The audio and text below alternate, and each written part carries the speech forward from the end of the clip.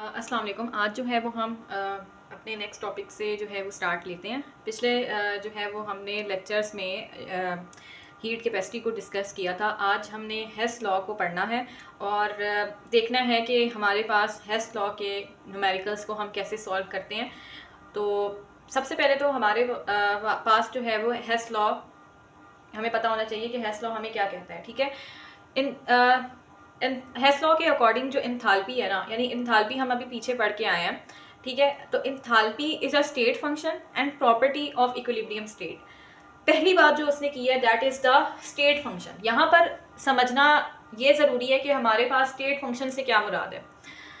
State function जो है वो बेसिकली ऐसा फंक्शन है जो कि लाइक अभी हम नेक्स्ट लेक्चर्स में स्टेट फंक्शन को और पाथ फंक्शन को डिटेल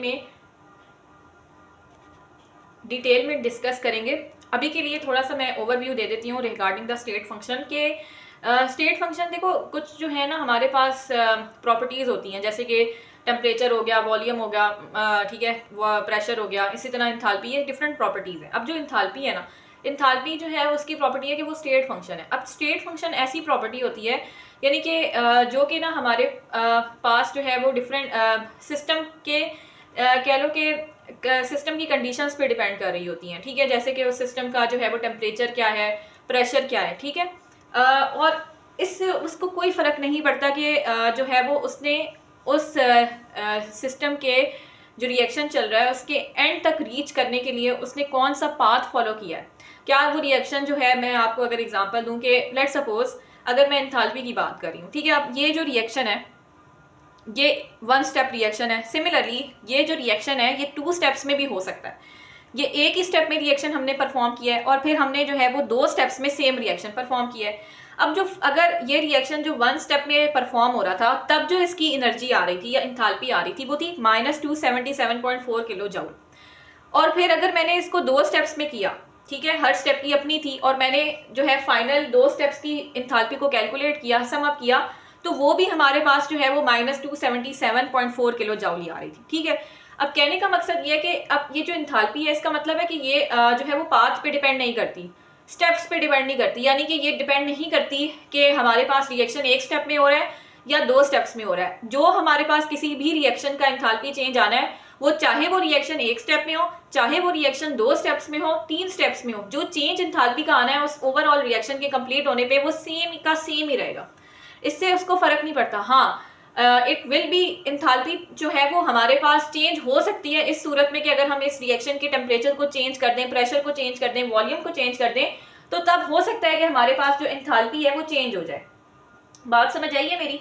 तो इसी तरह जो स्टेट फंक्शन होते हैं वो क्या होते हैं कि सिस्टम की कंडीशंस पे डिपेंड करते हैं, जैसे प्रेशर, वॉल्यूम, बट उसके पाथ पे डिपेंड नहीं करते कि हमने फाइनल जो हमारे पास जो प्रोडक्ट था रिएक्शन का, ठीक है, वो कैसे हमने अचीव किया।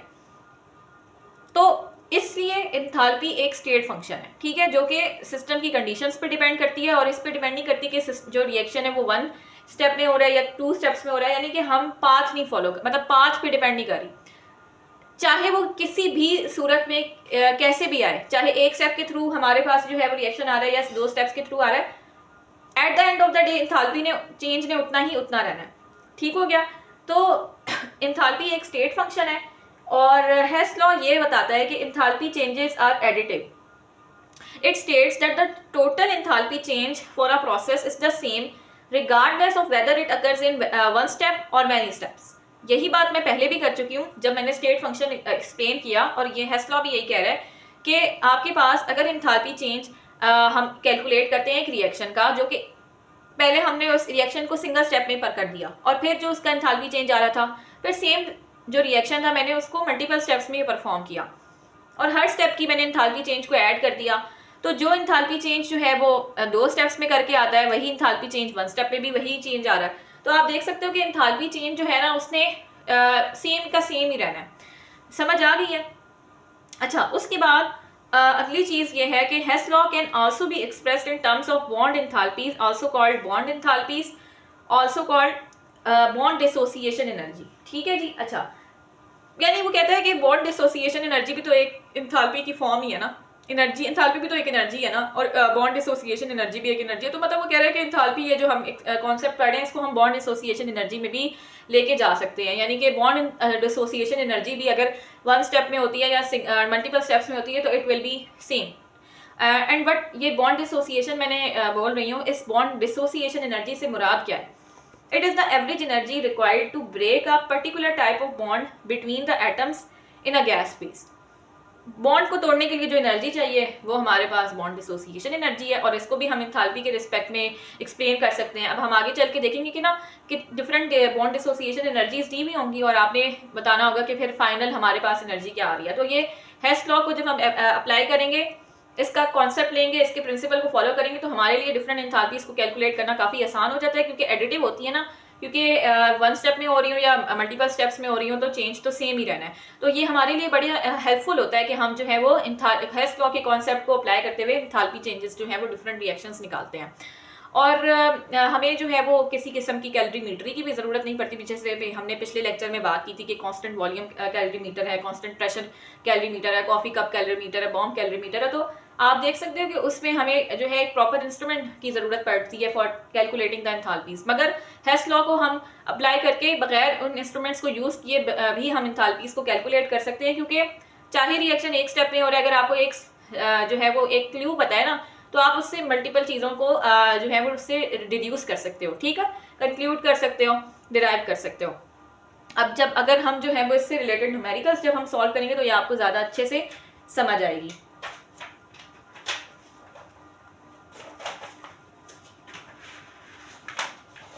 अच्छा, अब ना ये अगर फॉर एग्जांपल ये ना हमारे पास जो है वो बॉन्ड डिसोसिएशन एनर्जीज गिवन है इस टेबल में, ठीक है। कार्बन डबल बॉन्ड ऑक्सीजन, इस डबल बॉन्ड को तोड़ने के लिए जो हमें एनर्जी चाहिए 498 जाउल्स है। इसी तरह अगर कार्बन और हाइड्रोजन के दरमियान अगर बॉन्ड है, उसको तोड़ने के लिए जो मुझे एनर्जी चाहिए दैट इज़ 415, और हाइड्रोजन बॉन्ड को तोड़ने के लिए जो एनर्जी चाहिए होगी वो 436 है। ये हमने डिराइव किया। अच्छा, ये तो एक जनरल बात है। अब हमने ये कहना है कि टोटल, अब ना हमने डिफरेंट टर्म्स पढ़नी है, ठीक है। जैसे एक हमारे पास है एंथैल्पी चेंज, जो कि जनरल एंथैल्पी चेंज है, हमने पिछले भी डिस्कस किया है। अब जो हमने चीज़ पढ़नी है वो एक डेल्टा एच रिएक्शन है। अब ये डेल्टा एच रिएक्शन हमारे पास क्या होता है, हम ज़रा इसको देख लेते हैं।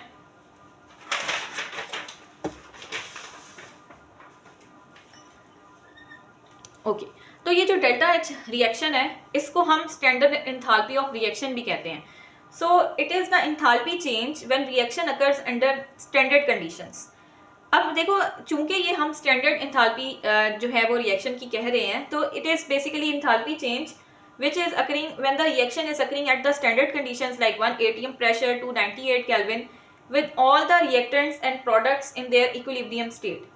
समझ आ गई है? यानी इसमें जब भी हम एंथैल्पी चेंज को किसी भी रिएक्शन के कैलकुलेट कर रहे हैं जिसमें जो कंडीशंस हैं वो सारी स्टैंडर्ड है। स्टैंडर्ड आपको मैं पिछले लेक्चर्स में भी बताया होगा कि जो स्टैंडर्ड कंडीशंस होती हैं उसको हम कहते हैं एसटीपी, स्टैंडर्ड टेम्परेचर प्रेशर।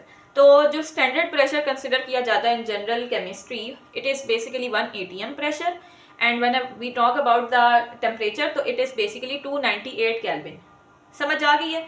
तो ये जो है वो हमारे पास स्टैंडर्ड कंडीशंस मानी जाती हैं। तो इस कंडीशन पे जब हम जो है वो एंथैल्पी चेंज को मेजर करते हैं तो उस एंथैल्पी चेंज को स्टैंडर्ड कंसीडर किया जाता है, which is been considered as delta H dot and जो मैंने रिएक्शन लिखा हुआ है, ठीक है। इसको हम ऐसे रिप्रेजेंट करते हैं।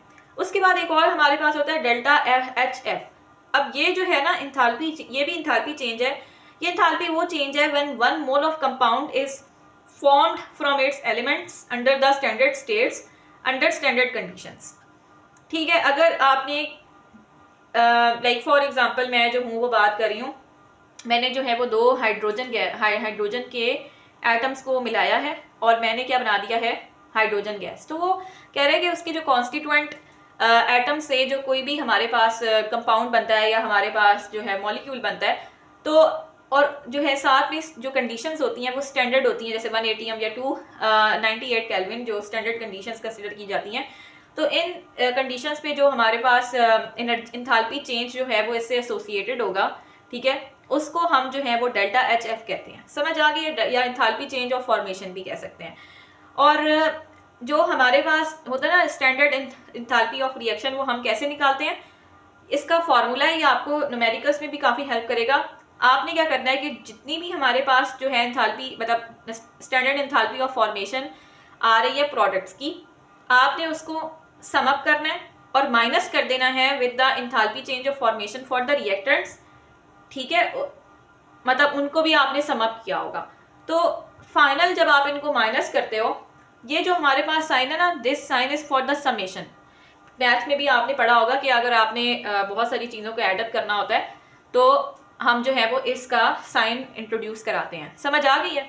तो मैं यहाँ पे क्या बात करी थी कि हमारे पास जो है वो enthalpy, standard enthalpy of reaction है, तो आपने उसको कैसे कैलकुलेट करना है, आपको इसका आइडिया होना चाहिए। ठीक है, अब हम जो है वो एक एग्जांपल सॉल्व करते हैं रिलेटेड टू द हेस लॉ। सो अच्छा, एक चीज़ है कि हमारे पास ना ये जो स्टैंडर्ड एंथैल्पी ऑफ रिएक्शन है ना, इसके डिफरेंट फार्मूलाज हैं। लाइक अगर हम जो है वो जितने भी एंथैल्पी चेंज एसोसिएटेड होते हैं, जब हमारे पास किसी भी रिएक्शन में जितने भी बॉन्ड टूट रहे हैं, तो उसमें जो एंथैल्पी चेंज एसोसिएटेड है और उसी रिएक्शन में जितने भी बॉन्ड्स जो हैं वो फॉर्म हो रहे हैं, उनको आपने जो है एक दूसरे से माइनस करेंगे, तो हमारे पास जो है वो enthalpy change, standard enthalpy change of reaction आ जाता है। इसके अलावा हम इसको इस तरह से भी देख सकते हैं कि किसी भी रिएक्शन में कितनी एनर्जी जो है वो एब्जॉर्ब हुई है और कितनी एनर्जी रिलीज हुई है। आप उसको भी आप सब्ट्रैक्ट करोगे तो तब भी आपके पास जो है वो स्टैंडर्ड एंथैल्पी ऑफ रिएक्शन आ जाता है। तो ये 2 और 3 फार्मूलाज जो मैंने पहले बताया, और ये 2 फार्मूलाज आपके जहन में होने चाहिए कि किस तरह से हम चीज़ों को डील करते हैं।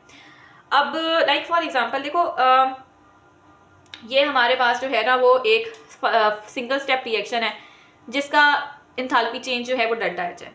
अब इसी रिएक्शन को हम जो है वो 2 स्टेप्स में अगर परफॉर्म करते हैं, like this is the first step and this is the second step. A से सी बना और सी से बी, सी कैंसिल आउट हो गए। ठीक है, और फाइनल आपके पास जो इक्वेशन है वो क्या आई, A goes to form B. ये आप देखो गौर से कि ये वही इक्वेशन है जो हमने, अगर हम इसको सिंगल स्टेप में करते हैं तो आपको अगर फॉर एग्जांपल सिंगल स्टेप के रिएक्शन की एंथैल्पी चेंज गिवन हो तो आप मल्टीपल स्टेप्स की एंथैल्पी चेंज को बड़ी इजीली कैलकुलेट कर सकते हो। आप जो है वो इसका सम अप करोगे, आप जो इनका सम अप होगा वो सिंगल स्टेप में जो एंथैल्पी चेंज होगा उसके इक्वल होगा। यहाँ तक तो कोई मुश्किल बात नहीं है। ठीक है जी, अब हम जो है वो ज़रा देखते हैं क्या देखना है हमने, कि बहुत इजी सी एग्जांपल है हमारे पास और हम उसको जो है वो देखते हैं कि हम इसको कैसे सॉल्व कर सकते हैं।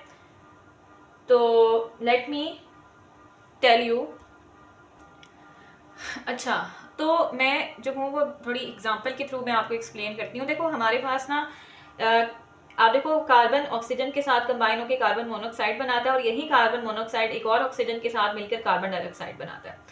तो आप देखो फाइनल, आपका जो फाइनल रिएक्शन है आपको क्या ऑब्टेन हो रहा है, आप देख सकते हो कि जो फाइनल अगर हम इसको सम अप करते हो तो ये कार्बन मोनोऑक्साइड से कैंसिल आउट हो जाएगा और ये जो ऑक्सीजन है ये 1/2 ये जो है वो आप इसको सम अप करोगे तो ये भी कैंसिल आउट हो जाएंगे। तो जो फाइनल हमारे पास रिएक्शन बचता है that is the carbon plus oxygen carbon dioxide. तो वो कहता है कि इसकी आपने हीट ऑफ रिएक्शन निकालनी है, आपने कुछ नहीं करना, आपने सिंपल जो फर्स्ट और सेकंड स्टेप की एंथैल्पी चेंजेस है उनको आपने ऐड अप कर देना है। तो पहले का क्या है हमारे पास -x और दूसरे का क्या है -y। आप इसको ऐड अप कर दो तो आपके पास जो हीट ऑफ रिएक्शन है वो आ जाएगी। कोई मुश्किल बात नहीं है। ठीक है, अच्छा उसके बाद अगली जो चीज़ है हमारे पास वो ये है कि एंथैल्पी। देखो एंथैल्पी असल में है क्या, एंथैल्पी असल में ना पूरा जो हमारे पास ना लाइक हीट कंटेंट होता है ना सिस्टम का एट द कांस्टेंट प्रेशर, उसको हम एंथैल्पी कहते हैं। समझ आ गई है? अब इसका जो फॉर्मूला है वो है U + PV, यानी internal energy plus external pressure और वॉल्यूम।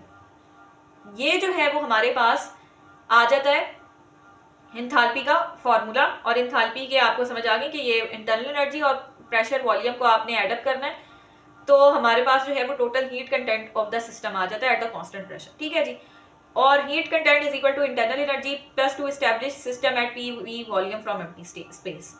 यानी आपने जो एंथैल्पी को समझना है ना वो ऐसा है कि टोटल जो हीट कंटेंट है ना सिस्टम का एट कांस्टेंट प्रेशर वो है एंथैल्पी, और एंथैल्पी को हम कैलकुलेट कैसे करते हैं, इंटरनल एनर्जी से और पीवी से मल्टीप्लाई करेंगे तो हमारे पास जो है वो क्या आ जाएगा, एंथैल्पी चेंज आ जाएगा, एंथैल्पी आ जाएगी। ठीक है, अब ना हमने अगला जो कॉन्सेप्ट पढ़ना है that is the standard enthalpies of formation.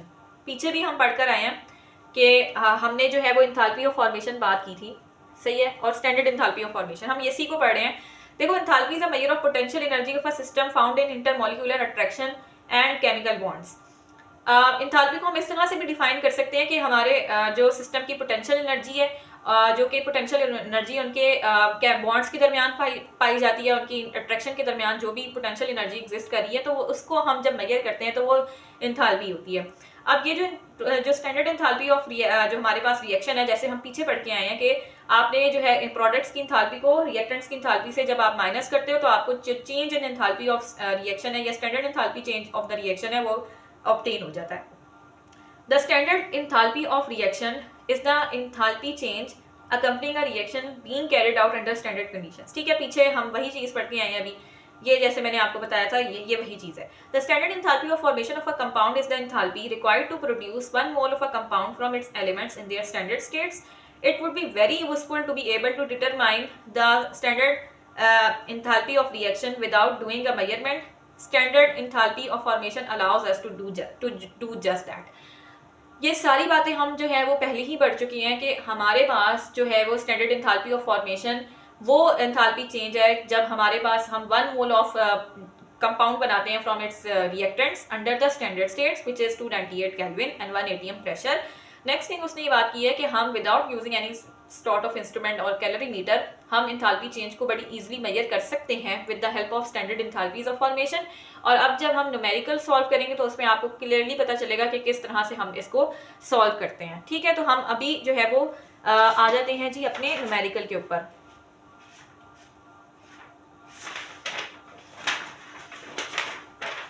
तो फर्स्ट न्यूमेरिकल जो है वो हमसे क्या डिमांड करता है, देखो इसमें हमने ना उसने ना हमें डाटा के अंदर ना 3 रिएक्शंस गिवन किए हुए हैं। ये हमारे पास है डाटा जिसमें उसने हमें 3 रिएक्शंस गिवन किए हैं, उनके हमें उसने जो है वो एंथैल्पी चेंजेस बताए हैं।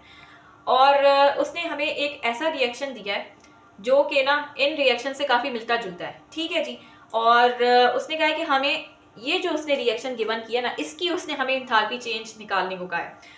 और उसने हमें डाटा के लिए कैलकुलेशंस के लिए ये 3 रिएक्शंस जो हैं वो गिवन किए हैं। समझ आ गई है? अब सवाल पैदा ये होता है कि हम इसको कैसे सॉल्व करेंगे, right? The true question lies in the fact that how it is going to be solved. तो अब हमने क्या करना है इसमें कि हमारे पास जो ज़रूरत इस बात की है कि अच्छा हम ना इस न्यूमेरिकल को जो है वो बाद में मतलब नेक्स्ट लेक्चर में सॉल्व करते हैं।